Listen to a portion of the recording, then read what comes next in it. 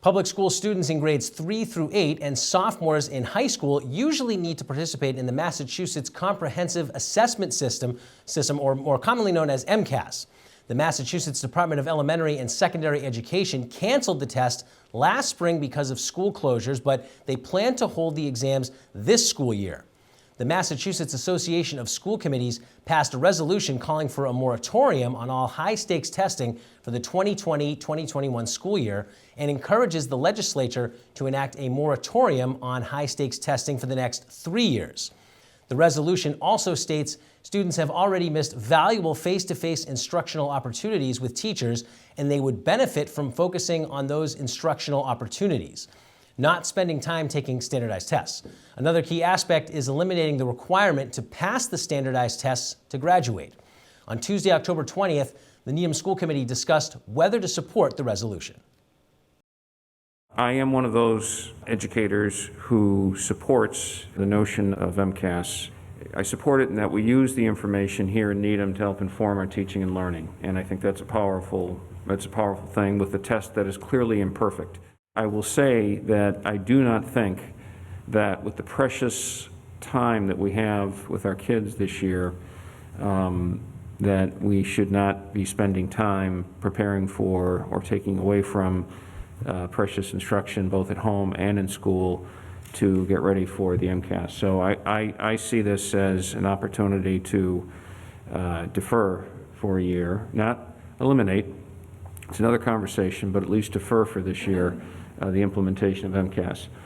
I also recognize that this is not necessarily a state decision. The federal government and Congress through federal legislation is involved in this, as well as Massachusetts legislators. So in any event, if this can send a message and there's an accumulation, if you will, of messages regarding this, perhaps that will have an impact.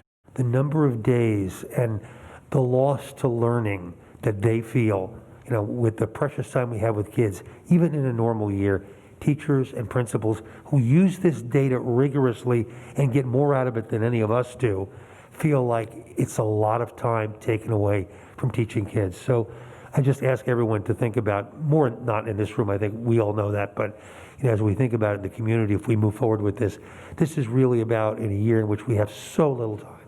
It would almost be a dereliction of duty if you think back on what those teachers, the 2 curriculum coordinators and the 3 teachers said earlier this evening, time. It would be just unconscionable for me not to support this, even though we may not be able to make it happen. I think we need to show that we support and we value and we understand that time is really critical this year.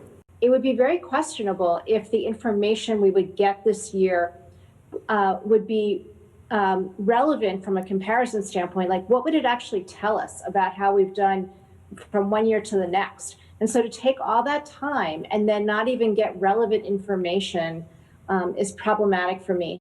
We know already that there have been dozens and dozens, I think, of school committees across the Commonwealth that have already taken up this resolution.